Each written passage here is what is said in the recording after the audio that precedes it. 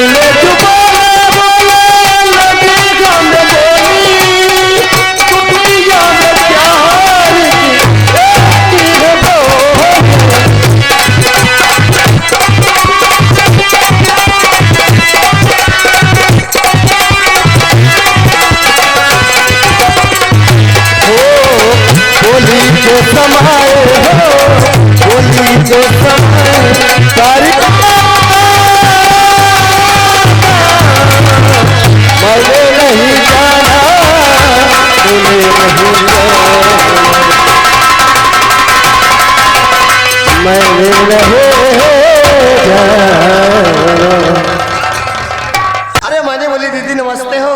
नमस्ते दीदी नमस्ते। बतावा बतवा का हाल बा? हमार हाल दीदी बढ़िया बा, तोहर कैसे बीतत ए बा? दीदी ऐसे ठंडी में हमरो बीतत बाटे। तोहरे अपना कैसे बा? अरे हमारे अपने बहुत बढ़िया बातें। अच्छा हाँ मैंने कहा दीदी नमस्ते।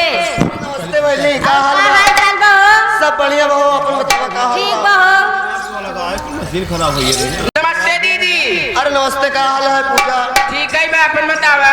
सब बढ़िया बा एकदम। और बता अपने सैया जी का क्या हाल बा? सब बढ़िया बा, अपन बतावा। हमारा ठीक है बा। चलो ठीक है रह चाहे। दीदी नमस्ते। अरे नमस्ते गुड़िया, का हाल बा? ठीक है दीदी, और कैसी हो? सब बढ़िया हो। चलिए ठीक है। ए, का बहिनी ए दीदी, का अरे मैं आपसे कुछ बात पूछने चाहती हूँ। पूछा ना? ए दीदी, ये 16 सिंगार, ओठों में लाली, आंखों में कचरा लगा के बिजली कहाँ गिराई उम्र पे? ए बहिनी सुना, सरजू पट्टी नेवादा से आवत है। अरे बोला तो यार, बोला तो सब बात। बीबीपुर अहिराने में बारात आयल बा। अच्छा चलते बारात में दुल्हा देखब राजा पहले, नौटंकी देखब रात भर, अच्छा। सुबह चली आओ। ए दीदी, का मगर ऐसे नहीं, हाँ रास्ते तो रास्ता भी कर जाए और हम लोग पहुँच भी जाए।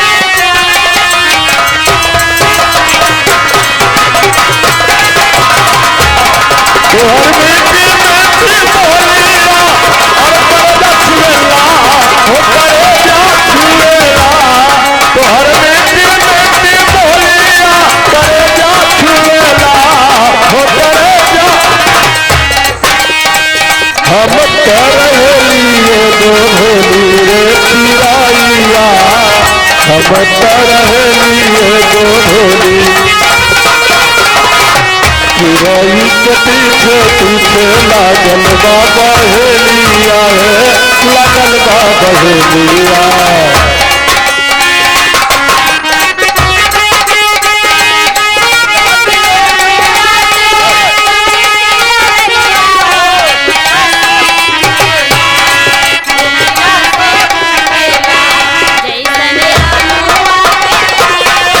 अरे रास्ता चुलेला हो के रास्ता चुलेला, जैसे आमा के रोजाना रास्ता चुलेला हो के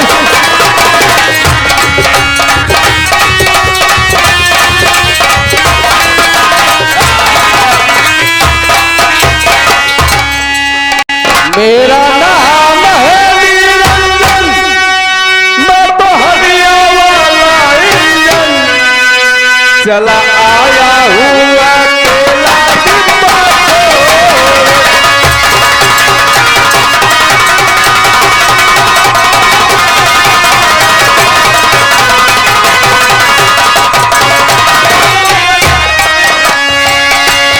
मेरा नाम है निरंजन, मैं तो हरिया वाला इंजन, चला आया हुआ अकेला।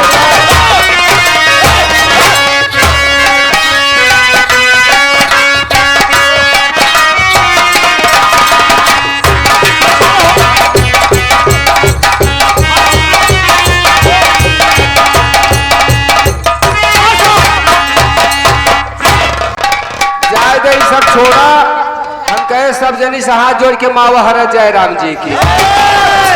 तू बताओ तोर मामा में इसके लागत बा बिट्टी नहीं कह सकता है। आधे ज्यादा तही लागे अब पूरा ही माँ वाला है लागत है। देखा घबराई वाली बात नहीं है, हम समझत नहीं तू सुबह घबराई गई होगू, तू सभी घबराई गई होगू, लेकिन घबराऊ जिन। देखा हम जानते रहे ई जनाना गुलशन है, मर्दों का ना सख्त मना है, लेकिन जानत हो हमार मजबूरी खींच लाई है। क्या खिसलाई है? आज 2-3 साल से लॉकडाउन हो गया, लॉकडाउन से जानता हूँ हम सब बहुत परेशान हो गए, खाए के मरई लागे। ये बिना तो खाए जावे नहीं करते, यही सब बतिये से खाए नहीं जाता। का अरे खाए के मरत है, 2-3 साल बैठ के खाता ही आराम से, नौकरी धंधा मिलता ही नहीं बा, बेरोजगार हो गवा यही। जानता हूँ योगी सरकार में कौन नौकरी मिलता ही नहीं बा। ये बिना तो हाँ तू देवे करबू देखत है, ये दे वाली यहाँ। देखा देवू जी हमार गलती क्षमा की हूँ, हम नौकरी के तलाश में चला है। अच्छा अच्छा ए महारानी गारे देवी जी नहीं देवी जी ऐसे बोला कि होशी मत बोला, पुराना रद्दा गिरे ना। नहीं नहीं नहीं जिन गिराऊ आज 2-3 दिन चलत है, गिरौता यहू आज गिराऊ जी। देखा देवी जी हरा, देखा बहुत गरीब इंसान है यही, नौकरी की तलाश में चलत ही, खाए पीने आधा से ज्यादा मरत ही। मुसीबत हमारे अगर नौकरी मिल जाए करबई करब, नौकर के बहुत जरूरी बा। के साड़ी पछारे, के बाजार से सब्जी ले आए, यह करे के कपड़ा नौकरी कर। धोए, के हमारे लोगन के पैर दबाए, के हमारे लोगन के बिस्तर लगाए, के घरे में और बाहर झाड़ू लगाए। बहुत बढ़िया देखा नई उम्र का ना, बहुत बढ़िया में अब यही हम करे बिन बाकी यही, मेहरारू के धोती पछारी, लुगा पछारी, साड़ी पछारी और बिस्तर लगाई इनका सभी के। महारानी गारू सुना हमारे बात पहले हिंदी में सुना। इस सब भैया कम मशीन करते आदमी करते कमो तो वहाँ पर यही बने हम लोग रखा, हम लोग नहीं सही बात कहती है, कौनो बात नहीं है। हमार बात छोड़, देखा हम अकेले है ना, यही हमार भैया हुआ है, भैया आए ना, अब समझ लियो कर हाल बोला दे भैया रे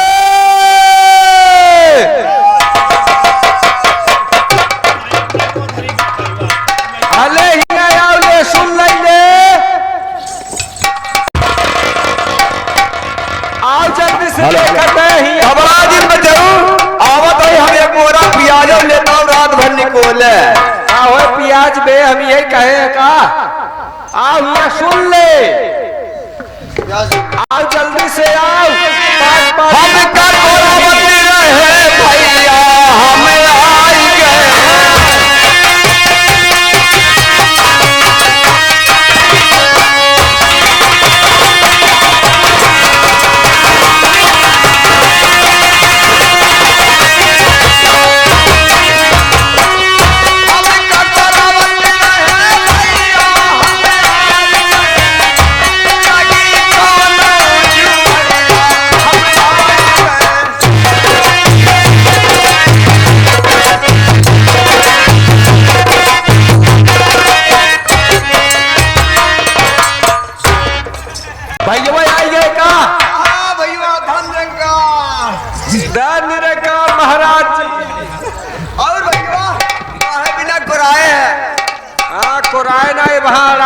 बे यही कहा तही काहे बिन को हराए है काहे बिना गोहराए है यह बिन को हराए है नौकरी हेरत रहे ना नौकरी नहीं पाए आज भैया ऐसा मौका मिल गया ना 5-5 मिनट फसाइल है तब का 5-5 मिनट फसाए ही कहाँ है रे हमारे सामने देख हमारे सामने देख दिखावा कहीं कौन मन कहे कौन लहाए तई नौकरी बे नौकरी हैं मिले अरे जौने के लहाई ले वो नौकरी दे दे फर्स्ट क्लास हुई मस्त पड़ा रहबे दिखा दिखा दिखा दिखा दिखाई कौने के दिखाई अरे दिखाओ वह जवन कहत रहे हुए दिखा एके न दिखाओ भी वहर ही बजाई दे कहाँ? यहर दिखाई यहर मस्त मस्त हाँ यह यहर बे यहर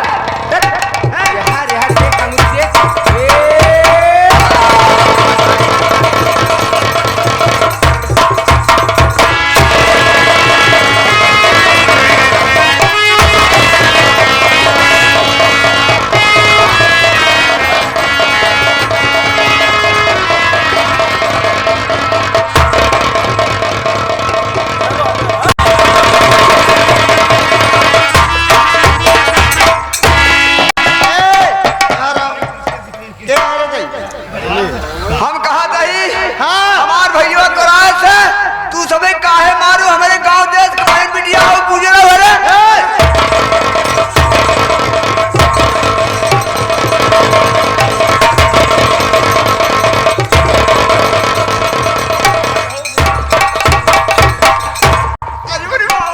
एकदम बिजली की लाइट चमक के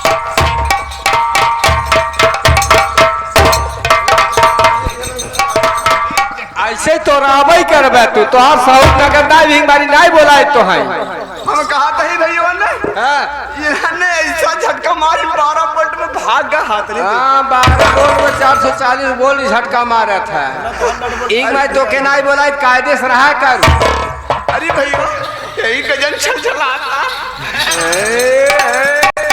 अरे है दीदी तू नौ मिनट चला तो खिला जाए हाँ दीदी रख लिए जाए रखे बाहर के काम करे रखे अंदर के काम करे नहीं दोनों ये मिला वाला काम करे लाया ये वाला बाहर काम करे लाया हमें सबक नौकरी देबू दूंगी कैसे कैसे देबू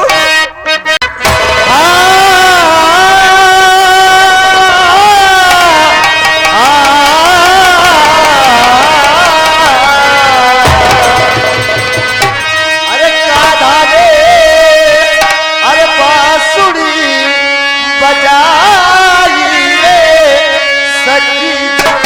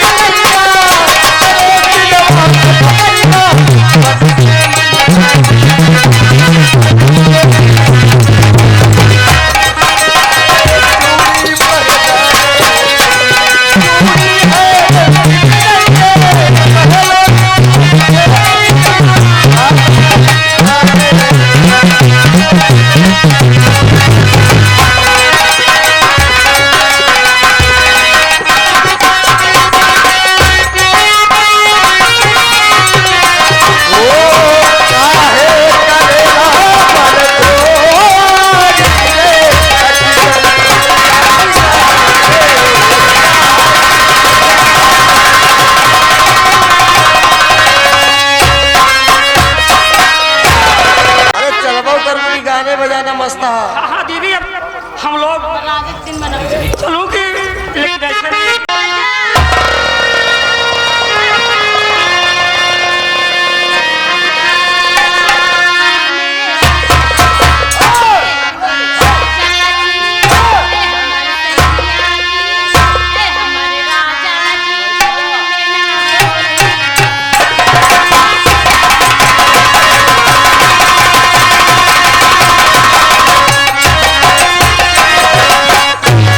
Thank you.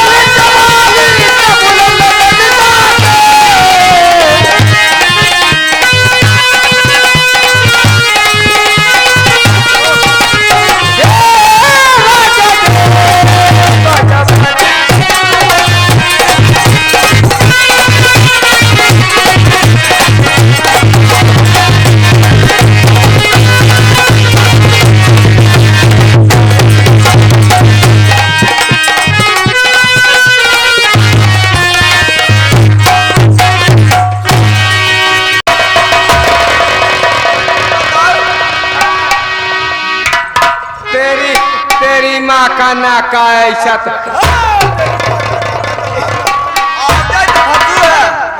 इतना पहनवाऊ है अब हम तुहा दिवाऊ काहे खातिर श्री माँ काय खातिर जानता है जवान भाइयों को मैंने तोहर फेंक दी हुआ है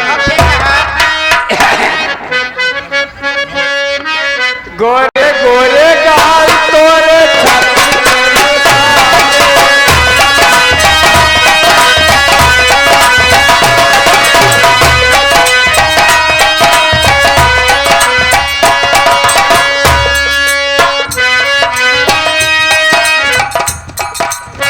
गोरे गोरे गाल तोरे छाती पे मूसली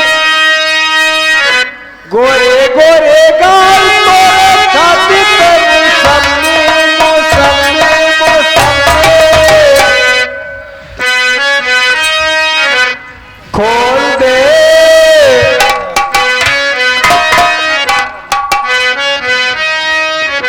खोल दे नारा ना तो फाड़ दे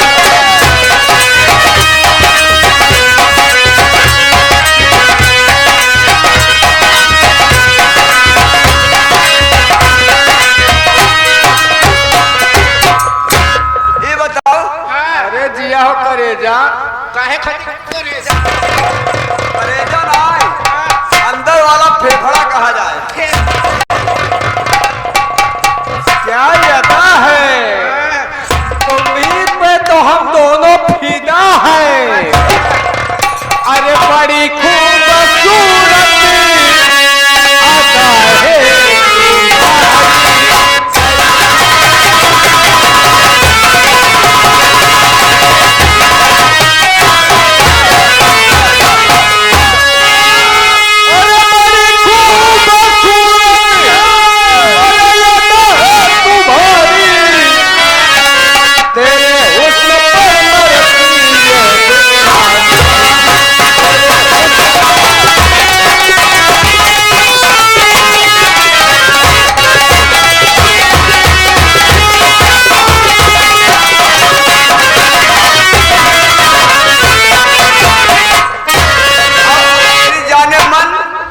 सुनो ध्यान से सुनावा ध्यान से सुना था अब हम तुम्हें काहे पकड़े हैं काहे खातिर अब हम करब शादी और हमार भैया करे बियाह बियाह काहे न करबे उसे जबरदस्ती करे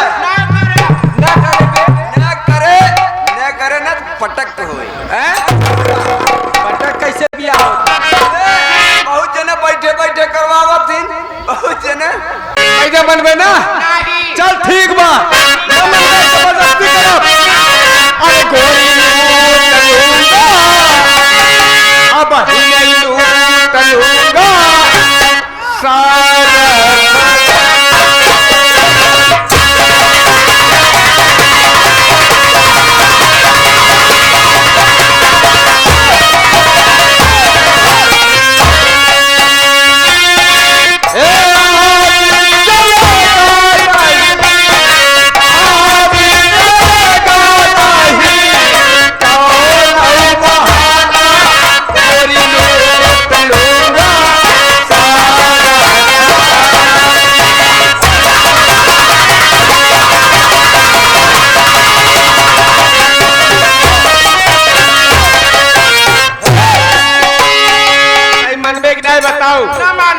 न मनबे पटक करब ना करा पटक करब ना करा भैया रुमाल दिया ना करा रुमाल दिया तब करब एक पटक करब नहीं मानब पे आज अब चल ओलर तब करब हम ना उलर काहे ना ओलर बे हम मान के शादी खातिर हम ना अब मान गए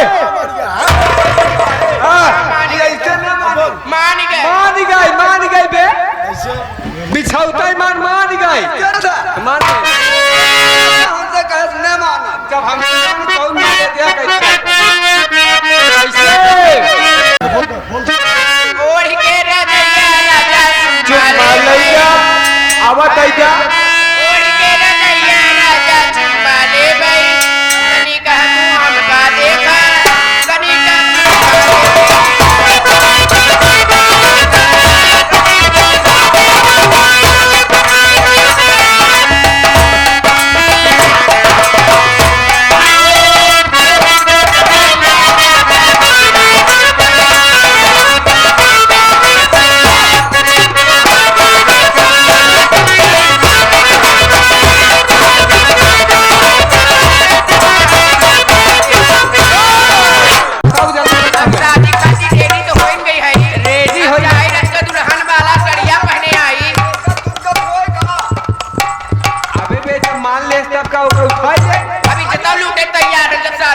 मान लिया तब क्या करे जा जाई बतिया बदले आई का करबो तू बतावा पहले रुक बे तोरा को लिए है बोलो जा फटाफट आधा तोर आधा मोर अच्छा तू दोनों जने आधा ले ले खाऊ जब आधा ले तो पूरा ले लेना नहीं ऊपर की ले नीचे का हम ले नहीं सुना नीचों को दे दे ऊपर को दे दे हां कैसे ऐसा तब तो ठीक रे भैया कैसे बताओ बताओ अच्छा तब से तुम लोग इंतजार करो यहाँ पे अच्छा हाँ चलो ठीक है जाओ जा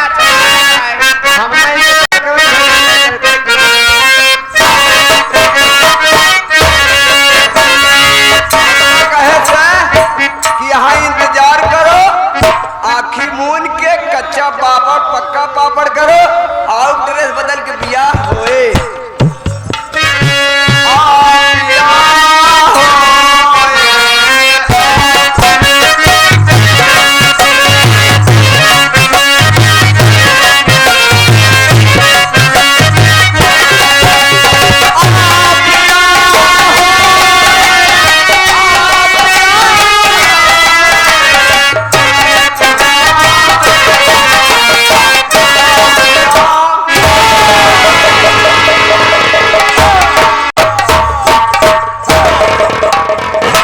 अरे मेरी श्याम आँख खोलो आई गऊ ऑपरेटर माइक सही करिए अब खोली हेलो ऑपरेटर जी माइक सही करिए हाँ हाँ बोलो अब आँख खोली आप देखो नजारा कुछ और दिखा आँख खोलब ने मेरी जान जब ये समझ लेने हम तुरंत ही चुम्मा ले 3 4 5 अच्छा हाँ पहले आँख खोलो उसके बाद बात करो चुम्मा देबू पहले आँख तो खोलो हाँ कपड़ा चेंज हो गया अरे पूरी मावा कपड़ा चेंज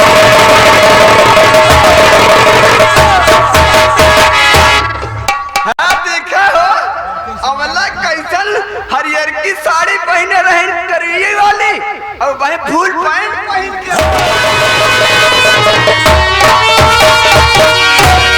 क्या बात है मास्टर ये बतावा हाँ अब हम खोलत का है चुम्मा देता हूँ 1 मिनट रुको तो सही इससे लड़की के चक्कर में पागल हुआ ये इससे वैसे ही बात करनी पड़ेगी अच्छा तो तुम्हें चुम्मा चाहिए हाँ तब का वैसे एक दाई में कई चुम्मा मिल जाए तो खुशी हो जाए वैसे हमने दिन भर में दोपहर भर मिले तो हम भी आए न लेकिन 4 5 इकट्ठे ले और का कमाई बे यार वैसे महेंद्र जानत है कि हम चुम्मा दे थे तो कम से कम 10-15 ठीक कई दाई उससे कम देवे ना करिए अरे तू 4-5 ठेने की बात करते हैं हम 10-15 ठेक संगे तैयार हो जलेबी ना फिर पेट भर के चुम्मा लिया खूब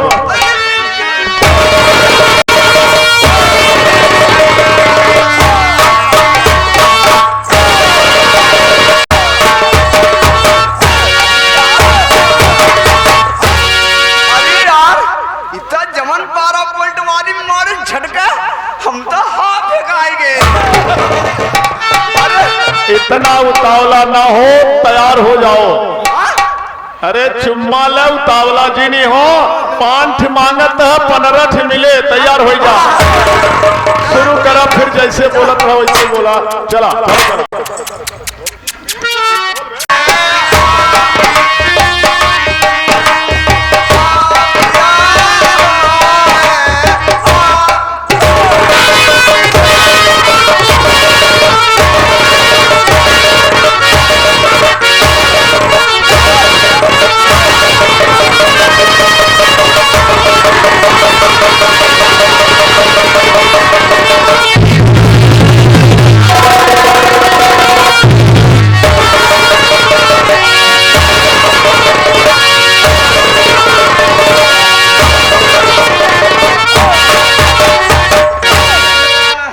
पेट भरा कि नहीं चुम्मा से बतावा या उल्लेपन करे अरे पेट है भरना है अब जाए वाला हे भगवान